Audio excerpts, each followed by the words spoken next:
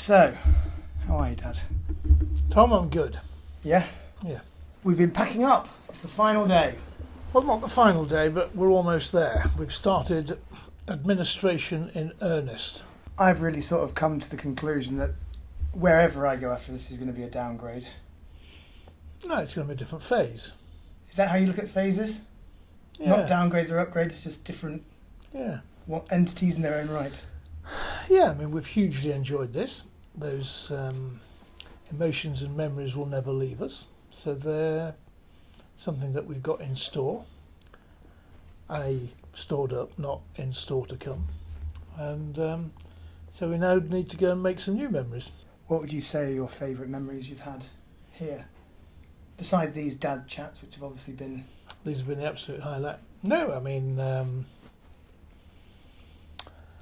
some of the parties we've had, some of the nice people we've had to stay, some of the activities of the chapels, some of the choir concerts, little Hugo being christened, some interesting parades. I think the Jubilee weekend was just sort of non-stop fun and activity. You know, the big constables' receptions where we've had lots of friends down. But no, the whole thing is a very happy memory. And even though we've seen through the pandemic here, it's not saddened us in any way. It's just been part of an interesting experience. It felt like it was a real cherry on the cake of your career as well. What did it mean for you when you got it? It sounds a bit indulgent, but I wasn't surprised to get it. But it had taken... Why is that? Well, it has sort of taken 43 years to establish the preconditions of being likely to get it. Right, okay.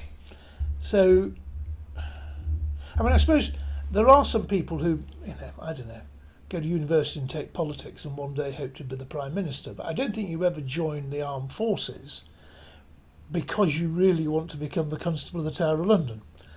You know, you sort of have incremental ambitions to command a company, to command your regiment, maybe to command a brigade, or and those incrementally come along.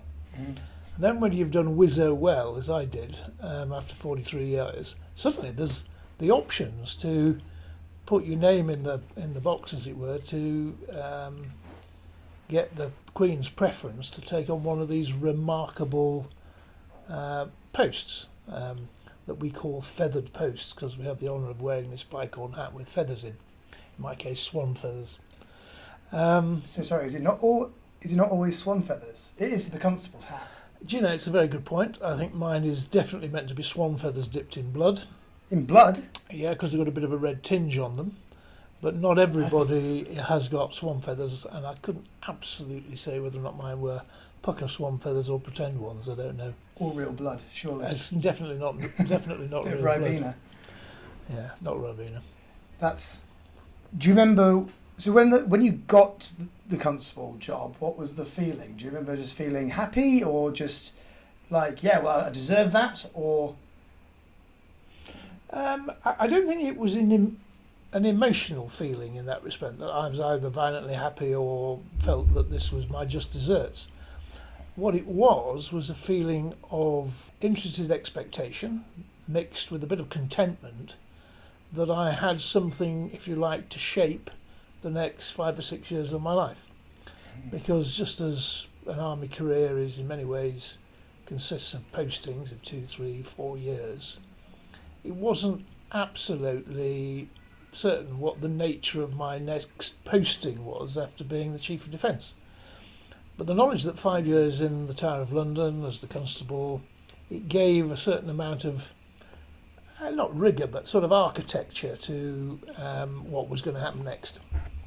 And then, as far as then when you arrived here, did the sort of gravitas of the position start, you became more aware of actually what you were taking on and whose footsteps you were walking in? And because it's quite when you look back at the other constables that have been, Wellington, to name one.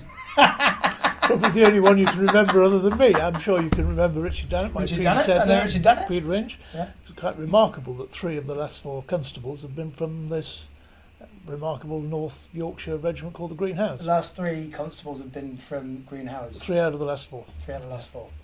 Where was the 4th one from? Royal Irish, Roger Whelan. Very good man. But no, I think that you probably no constable arrives here with the same set of sort of predetermined thoughts about what it's going to be like. You know, some people may be more emotionally taken by the depth of involvement that they establish here. And that depth of involvement might be on the level of becoming very, very involved with the Tower community and the yeoman warders and the royal chapels and the warding staff, the crown jewels, the White Tower, the royal collection and all that. You know, but they might sort of enjoy it in the moment. I think the thing that perhaps has come as the most satisfying surprise to me is that I found enjoyment at a more arguably deeper and a more emotional level. I mean, I can't call myself a historian, but history was my favourite subject and was my chosen subject at university. If you then come to live in a house like the Queen's House, where you are very proximate to all sorts of major figures and activities of history, so you can open the door into the Sir Thomas More cell, you can walk into the upper chamber of the bell tower where the Princess Elizabeth was kept. The very dining room in which we eat our posher meals was the place in which Guy Fawkes was interrogated. You suddenly realise the level of the intimacy of your surroundings with the history of the last 1,000 years of the political, cultural and social development of the country. And I suppose also when you think that, you know, thinking back over that 1,000 years, there has only actually been 160 constables. Well, I'm fortunate to sit in the House of Lords, but there's been hundreds of thousands of members of the House of Lords, hundreds of thousands of generals in the armed forces, but 160 constables, it's as if you can sort of reach back in time and touch them, and you therefore feel very intimate to quite a select number of generations of those that have held the constable's appointment. And you therefore start to rethink about what has happened in that 1,000 years of our history and see what a remarkable development has happened. When you think of the age of the planet, the age that Homo sapiens is, it 65,000 years ago. But it's only in the last 1,000 years that there has been an absolute revolution in the quality of the existence of humankind.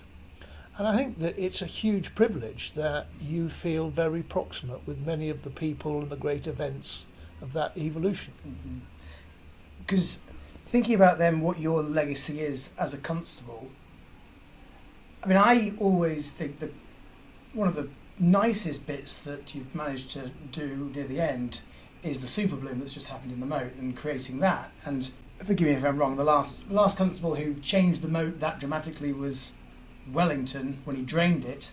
And now when you put it in that context, you're now the general who brought the flowers to the moat. Yeah, I mean, although I have to say it was not my idea. I went, you know, what they say, you know, defeat is an orphan, but victory has 1,000 fathers. It certainly was not my idea.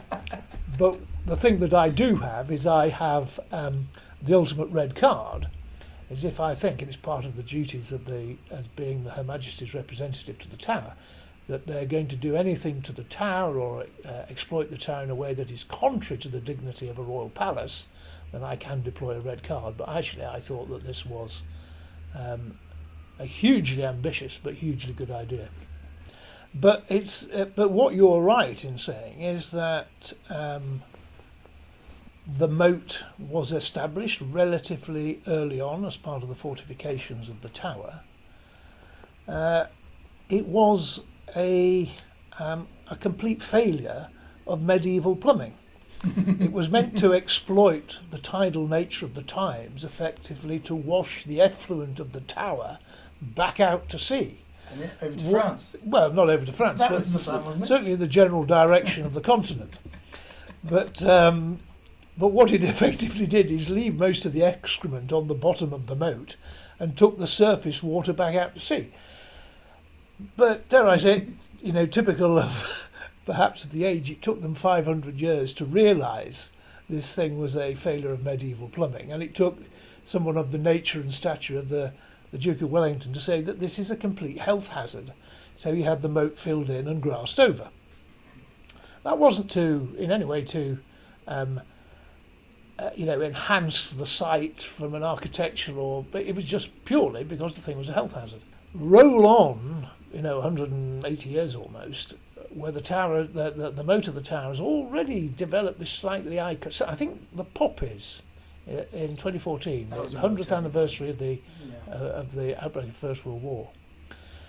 That was the thing that I think started in the recognition of the British people, the iconic nature, not just about the moat, but about the tower. I mean, it is. It's a bit like it rivals, Big Ben, a London bus, and a post office box as being one of the iconic things that people. It's on the bucket list of every American that visits, definitely, and most world travellers that visit. But this idea that the moat should become a part of the visitor experience by turning it into a wildflower meadow, principally as a tribute to Her Majesty's Platinum Jubilee, was conceived in the context of that, not in the context of some multi-century gimmick. But where you are quite right, what we aspire to do now, and I think it's absolutely right, when you do something that is, if you like, so ecologically in tune with the sort of sentiment of the age, you're bringing vegetation to millions of pollinators. Get the bees out. Get the bees out and the butterflies going. You can't suddenly turn that off. No. You've got to do this that makes you think, at least for decades into the future, using the moat as an extended part of the visitor attraction and in a way that plays to the ecological sensitivities and sustainment agendas of the age in which we now live, ticks so many boxes that, that it's absolutely the right thing to do. Do you think you're going to miss it? Yes, definitely we're going to miss it.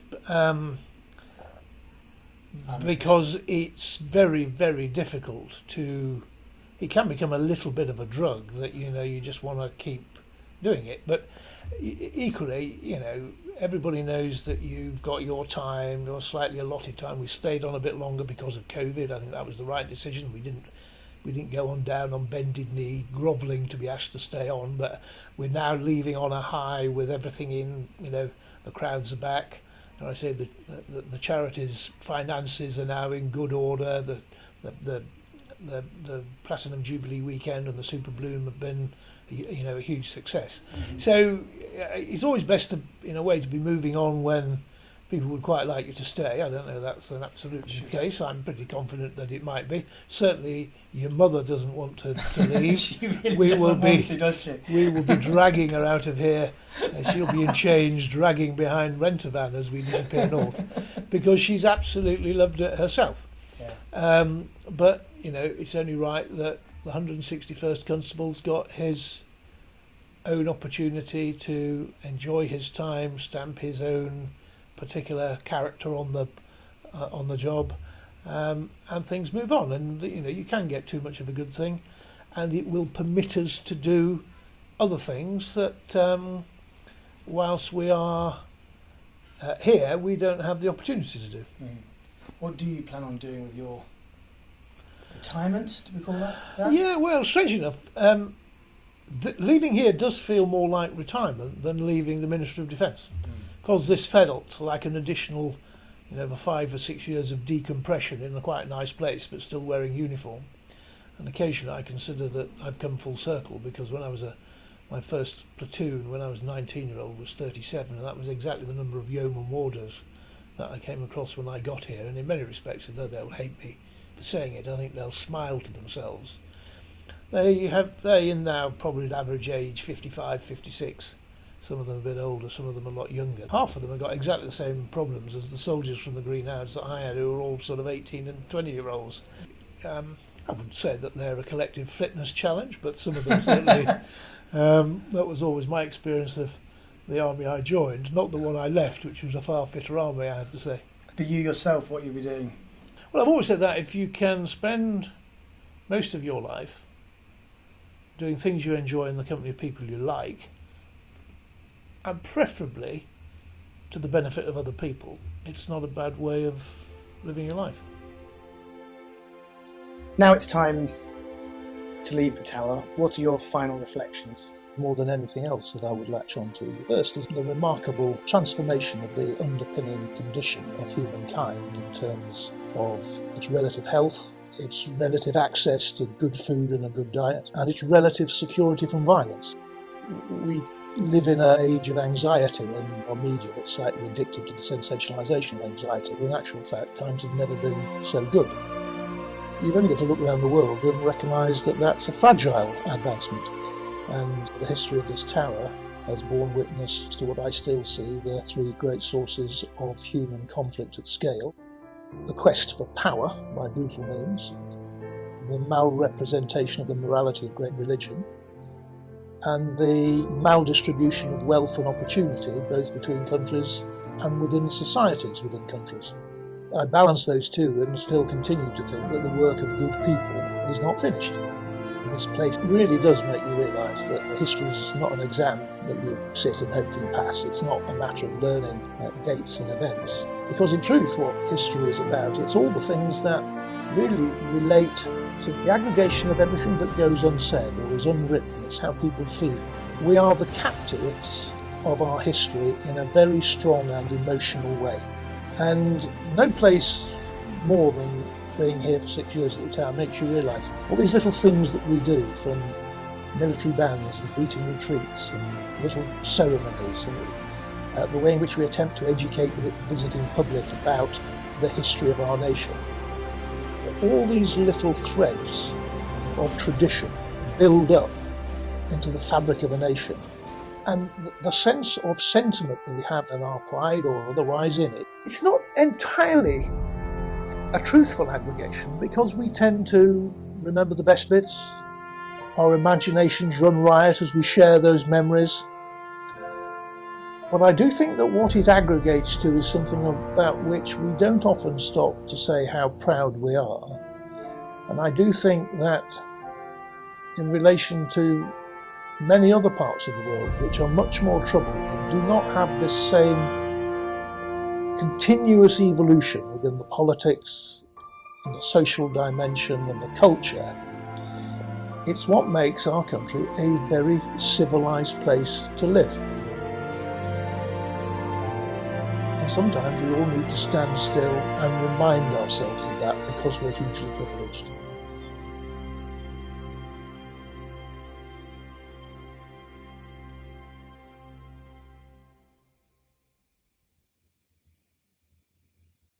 Will do.